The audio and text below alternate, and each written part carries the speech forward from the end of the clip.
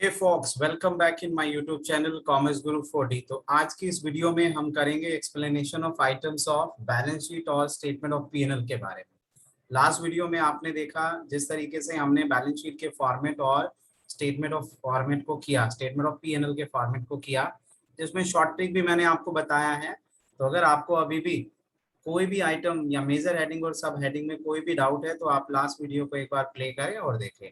तो आज इस वीडियो में हम बात करेंगे बैलेंस शीट और स्टेटमेंट ऑफ पीएनएल के कुछ इंपॉर्टेंट आइटम के जो बहुत जरूरी है समझना। तो चलिए विदाउट वेस्टिंग टाइम आज शुरू करते हैं आज की इस वीडियो को, जिसमें हम करेंगे explanation of items of balance sheet. तो सबसे पहली बात आपने देखा कि बैलेंस शीट में हमारे पास जो इक्विटी एंड लायबिलिटी है उसके अंदर सबसे पहला हमारा जो मेजर हेडिंग है that is your share holder fund. अब शेयर होल्डर फंड में सबसे पहला एलिमेंट हमारे पास शेयर कैपिटल है। शेयर कैपिटल दो क्लास ऑफ शेयर से रिलेटेड होगा, इक्विटी शेयर और प्रेफरेंस। उन दोनों को जोड़ के हम शेयर कैपिटल का टोटल यहाँ पे डालेंगे। उसके बाद सेकंड हमारे पास सब हेडिंग रहता है शेयर होल्डर फंड में रिजर्व एंड सरप्लस। अब जहां पर भी आपको रिजर्व वर्ड मिले और सरप्लस वर्ड मिलेगा वो आइटम हम डाल देंगे रिजर्व एंड सरप्लस में। तो ये ट्रिक रहेगी आपको ये पॉइंट रिमेंबर करने के लिए। तो जैसे कि जनरल रिजर्व रहेगा, रिजर्व फंड होगा, WCR, WCF, investment fluctuation reserve, contingency reserve, security premium reserve, debenture redemption reserve, capital redemption reserve, और एक पॉइंट जो आपको बहुत अच्छे से याद रख लेना है that is share option outstanding. ये टॉपिक हमारा ESOP से रिलेटेड है, बट आपको बस इसके बारे में पता होना चाहिए कि इसका मेजर हेडिंग या सब हेडिंग क्या रहने वाला है। तो कहीं पर भी आपको रिजर्व फंड ऐसा अगर कोई आइटम मिलेगा तो उसके लिए हम रिजर्व एंड सरप्लस हेडिंग देंगे। उसके बाद सरप्लस आइटम क्या होता है, जैसे कि हमारा प्रॉफिट एंड लॉस में प्रॉफिट आता है, उसका कुछ पोर्शन जो हमने रखा हुआ है अगर वो पॉजिटिव है तो प्लस कर देंगे और अगर वो नेगेटिव है तो माइनस कर देंगे। तो वो सरप्लस अमाउंट भी हमारा यहाँ पे आएगा। उसके बाद थर्ड जो हमारा सब हेडिंग शेयर होल्डर फंड के अंदर था, money receive against share warrant. इसका मतलब क्या होता है कि जैसे कि एक कंपनी होती है वो जब शेयर इशू करती है, तो सपोज यहाँ पर दो शेयर होल्डर है, एक मोहन है हमारा और एक हमारा राजू है। तो शेयर जब उनको अलॉट किया गया है तो राजू को हमने एक लेटर दिया जिसमें उसका नाम लिख दिया है, शेयर सर्टिफिकेट के तौर पे उसे इशू कर दिया गया है। तो यहाँ पर तो राजू के नाम से जो अगर डॉक्यूमेंट इशू करेंगे तो उसे शेयर सर्टिफिकेट बोलेंगे, तो वो शेयर कैपिटल का पार्ट बन जाएगा। But on the other hand अगर हम मोहन हैं, मोहन के नाम से वो लेटर इशू नहीं करते हैं तो वो लेटर हमारे लिए शेयर वारंट का काम रहेगा। ये हमारा शेयर कैपिटल का ही एक छोटा भाई है, तो इसीलिए money receive against share warrant हम अपना शेयर होल्डर फंड में इंक्लूड करते हैं। और आगे चलते हैं, हम लोग देखते हैं कि आगे और क्या क्या आइटम है हमारे पास। नॉन करंट लायबिलिटी के अंदर लॉन्ग टर्म बोरोविंग्स में आपको लोन्स, बॉन्ड्स, डिबेंचर्स, एक दो आइटम और है जैसे पब्लिक डिपॉजिट है, वो आपको पता होना चाहिए। अब डेफर्ड टैक्स लायबिलिटी वैसे तो हमें डिस्कस करना नहीं है, बट फिर भी हम थोड़ा सा डिस्कस कर लेते हैं कि डेफर्ड टैक्स लायबिलिटी होता क्या है। देखो, डेफर्ड का मतलब होता है पोस्टपोन करना, आगे के लिए छोड़ देना। टैक्स लायबिलिटी मतलब टैक्स के लिए जो भी हमारा लायबिलिटी है। तो यहाँ पे देखो, एक अकाउंटेंट जब अपना अकाउंटिंग प्रोसेस कंप्लीट करता है तो अकाउंटिंग इनकम कैलकुलेट करता है अकाउंटिंग प्रिंसिपल्स को फॉलो करके। और जो हमारा टैक्सेबल ऑफिसर होता है या टैक्स ऑफिसर होता है वो हमारे टैक्सेबल इनकम कैलकुलेट करता है अपने इनकम टैक्स एक्ट के अकॉर्डिंग। तो यहाँ पर क्या होता है कि इन दोनों में डिफरेंस होता है, अकाउंटिंग इनकम और टैक्सेबल इनकम में। तो इन डिफरेंस की वजह से या तो लायबिलिटी अराइज होगा डेफर्ड टैक्स लायबिलिटी या डेफर्ड टैक्स एसेट होगा। तो सपोज अगर मान लो हमारी अकाउंटिंग इनकम 10 लाख बन रही है बट टैक्सेबल इनकम 8 लाख है जो टैक्स ऑफिसर है उसके अकॉर्डिंग, तो यहाँ पर 8 लाख पर तो वो उस ईयर में टैक्स कैलकुलेट हो जाएगा, पर 2 लाख का इनकम जो है वो आगे के लिए चला जाएगा, उस पर आगे हमारा टैक्स लगेगा, इसीलिए उसको बोल दिया जाएगा डेफर्ड टैक्स एसेट लायबिलिटी। इसी तरीके से अगर मान लो हमारा अकाउंटिंग इनकम जो है वो 8 लाख बना और हमारा जो टैक्स ऑफिसर है उसने हमारी टैक्सेबल इनकम 12 लाख बनाई है, तो इस केस में क्या होगा कि अभी अकाउंटिंग इनकम के हिसाब से हमारे पास तो 10 लाख है, बट 12 लाख पर हम 2 लाख पर एक्सेस जो होगा वो टैक्स पे करेंगे, that becomes deferred tax asset. तो उसे क्या बना देंगे, डेफर्ड टैक्स एसेट बना देंगे। अदर लॉन्ग टर्म लायबिलिटी में हमें ये आइटम याद रखना है कि देखो, इसको याद रखने की ट्रिक क्या है कि ये है premium on redemption of debenture. It means debenture हमारे लिए लॉन्ग टर्म लायबिलिटी होता है। उस लॉन्ग टर्म लायबिलिटी पर एक्स्ट्रा अमाउंट और देंगे प्रीमियम के तौर पे, तो वो भी हमारे लिए अदर लॉन्ग टर्म लायबिलिटी का एक पार्ट रहेगा। उसके बाद लॉन्ग टर्म प्रोविजन। देखो प्रोविजन क्या होता है, प्रॉफिट में से एक पार्ट सेट असाइड करता है सर्टेन लायबिलिटी के लिए। तो लॉन्ग टर्म लायबिलिटी के लिए कुछ पार्ट हमने बचाया हुआ है। तो यहाँ पर ये तीन एलिमेंट आपको पता होने चाहिए। एक है provision for warranty, provision for retirement benefit, provision for gratuity. तो ये तीन आइटम लॉन्ग टर्म प्रोविजन में आप याद रखेंगे। फिर हमारा मेजर हेडिंग एक और रह गया, share application money pending allotment. ये क्या होता है कि एप्लीकेशन का पैसा रख लिया बट अभी अलॉटमेंट जो है वो पेंडिंग है। फॉर एग्जांपल सपोज कि एप्लीकेशन हमने रिसीव किया 31 मार्च को, अब अकाउंट भी 31 मार्च को ही कंप्लीट हो जाएगा हमारा, तो इस डेट पर हमने शेयर अलॉट नहीं किया, शेयर अलॉट हो गया 10 अप्रैल को जाके, तो 31 मार्च तक वो पैसा हमारा शेयर कैपिटल का पार्ट नहीं रहेगा, वो अलग से हम रिकॉर्ड करेंगे जिसका नाम है share application money pending allotment. तो इस तरीके से आपको ये जो आइटम्स हैं उनकी जो डिटेल्स हैं वो पता होनी चाहिए, तभी आप बता पाएंगे कि उसका हेडिंग क्या रहने वाला है और सब हेडिंग क्या रहने वाला है। चलिए आगे चलते हैं करंट लायबिलिटी। अब करंट लायबिलिटी क्या होता है, ऐसी लायबिलिटी जिसका पेमेंट या तो एक साल के अंदर या विद इन ऑपरेटिंग साइकिल के अंदर हम पे करते हैं, उसे हम करंट लायबिलिटी कहते हैं। इसमें शॉर्ट टर्म बोरोविंग हमारे पास है। Short term borrowing, borrowing means मतलब जो पैसा बोरो किया हुआ है बाहर से। तो loan payable with in year या लोन पेबल ऑन डिमांड, मतलब ऐसा लोन जिसका पेमेंट हम एक साल के अंदर करने वाले हैं। उसके साथ साथ फिर यहाँ पर बैंक ओवरड्राफ्ट रहेगा। बैंक ओवरड्राफ्ट एक ऐसी फैसिलिटी है जो बैंक हमें देता है कि हम अपना जो भी अकाउंट बैलेंस है उससे ज्यादा एक्सेस अमाउंट कुछ टाइम के लिए विड्रॉ कर सकते हैं। कैश क्रेडिट में क्या होता है कि बैंक से हम एक सिक्योरिटी डिपॉजिट करा के शॉर्ट टर्म के लिए कैश क्रेडिट ले सकते हैं। ट्रेड पेबल का क्या मतलब है, यहाँ पे क्रेडिटर और bills payable. Other current liability में आपको ये तीन आइटम जो है वो पता होने चाहिए, outstanding expense, income received in advance और share application money not pending allotment. Means क्या है, जब हम रिजेक्ट कर देते हैं एप्लीकेशन को और पैसा रिसीव कर लेते हैं वो वाला एप्लीकेशन का, तो वो पैसा हमारे लिए करंट लायबिलिटी का पार्ट है और उसमें भी वो अदर करंट लायबिलिटी। अब short term provision means provision जो क्रिएट किए हैं शॉर्ट टर्म लायबिलिटी के लिए। इसमें हमारा provision for doubtful debt, provision for taxation. अब प्रपोज डिविडेंड भी पहले होता था शॉर्ट टर्म प्रोविजन का पार्ट, बट अब ये कॉन्टीजेंट लायबिलिटी बोला जाता है। तो इस तरीके से आपको ये भी पॉइंट्स रिमेंबर करने होंगे। उसके साथ अब आगे और चलते हैं हम। अब हम बात करेंगे स्टेटमेंट ऑफ पीएनएल के जो भी हमारे पास मेन आइटम्स है उनसे रिलेटेड डिटेल एक्सप्लेनेशन। तो सबसे पहली बात, हमारा स्टेटमेंट ऑफ पीएनएल में जो इंपॉर्टेंट एलिमेंट है that is your revenue from operation. तो वो क्या है, रेवेन्यू फ्रॉम ऑपरेशन में।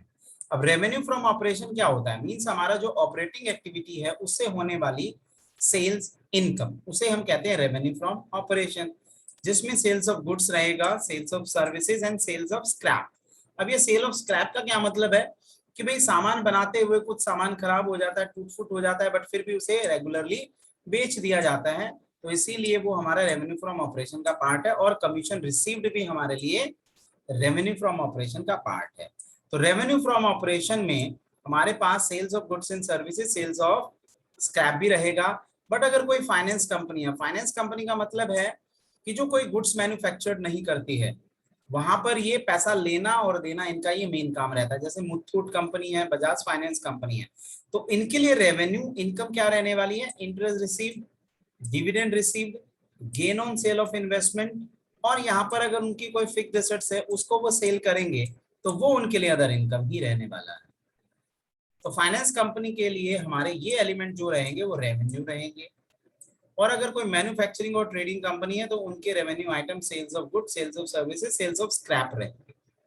अब अदर इनकम का क्या मतलब है, अदर इनकम मींस जो इनकम हमारा ऑपरेशन एक्टिविटी से रेगुलरली नहीं हुआ है, other than revenue from operations है, जैसे कि interest receive, dividend receive, profit या gain on sale of assets, rent receive, creditor return back. Means क्या है कि जिन क्रेडिटर्स की पेमेंट अब हमें करनी नहीं है तो उससे भी हमें फायदा होने वाला है। प्रोविजन ज्यादा बनाया हुआ था लायबिलिटी के लिए, तो वो प्रोविजन रिटर्न बैक कर लिया हमने, तो वो भी हमारे प्रॉफिट में ऐड हो जाएगा।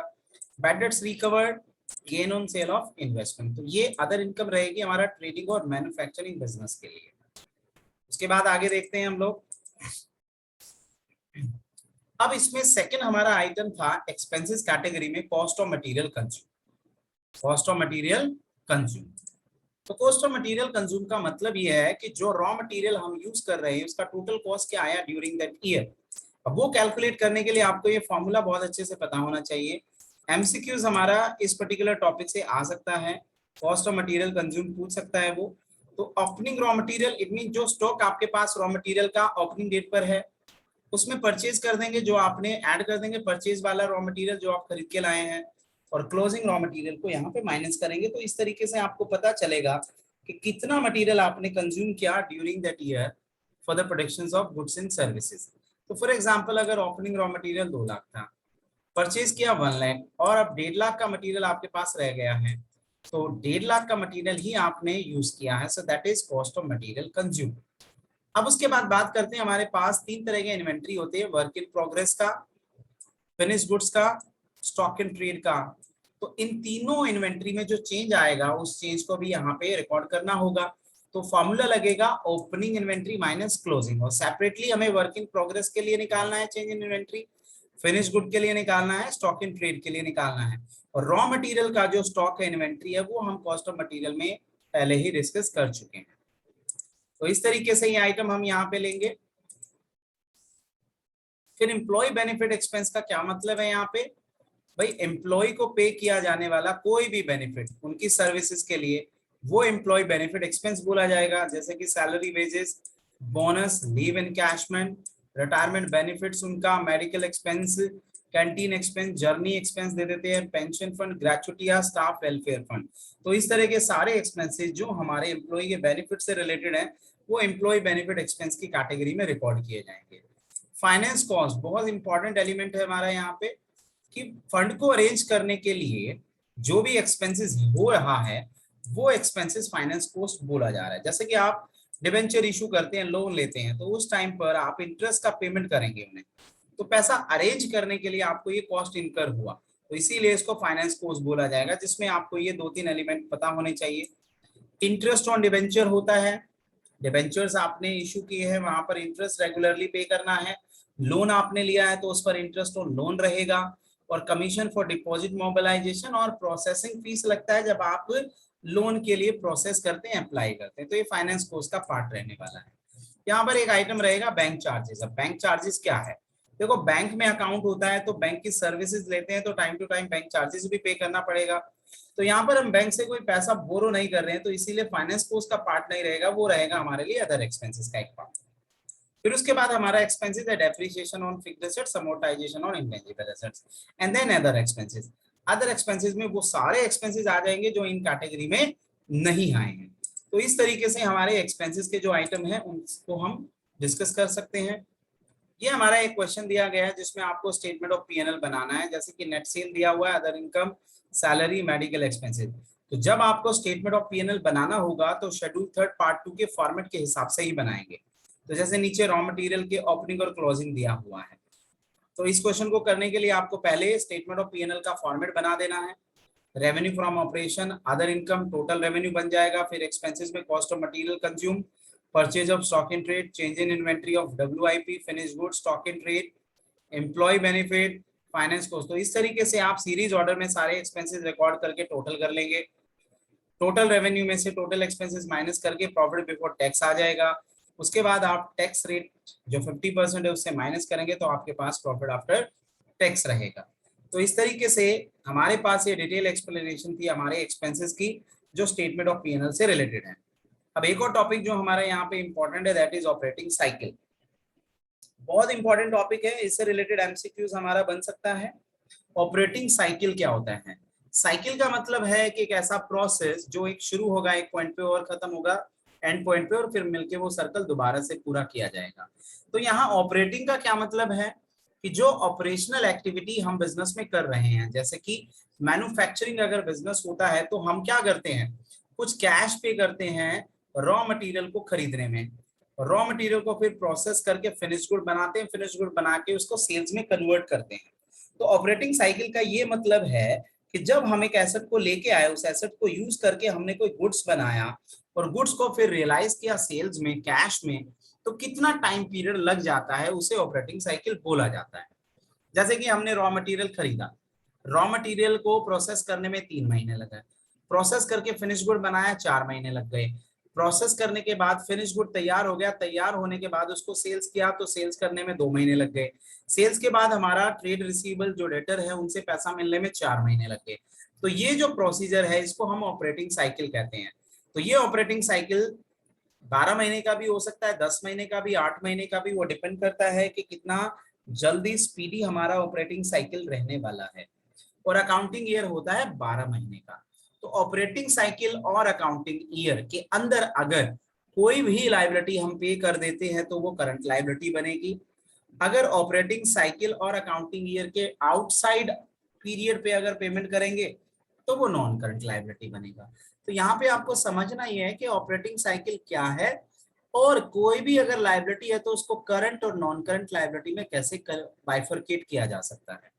तो अगर लायबिलिटी पेड है विद इन 1 ईयर और within operating cycle then it is known as current liability. But if the liability is paid after 1 year and outside the operating cycle तो उसे बोलेंगे हम नॉन करंट लायबिलिटी। एग्जाम्पल से आपको बहुत clear हो जाएगा। तो यहाँ पे ये एग्जाम्पल गिवन है, आप इसको देखें ध्यान से कि हमारा ट्रेड पेबल है। ट्रेड पेबल क्या होता है? हमारे सप्लायर जिनसे हमने सामान खरीदा हुआ है। हमारा ऑपरेटिंग साइकिल है कि सामान खरीद के कन्वर्ट कर देते हैं सेल्स में 10 महीने के अंदर, और एक्सपेक्टेड हम जो पेमेंट कर रहे हैं उसका 8 महीना है। तो यहाँ पे देखिए ऑपरेटिंग साइकिल भी 12 महीने से छोटा है और पेमेंट भी 12 महीने से पहले हो रही है, तो इसको हम क्या बोलेंगे? करंट लायबिलिटी बोलेंगे।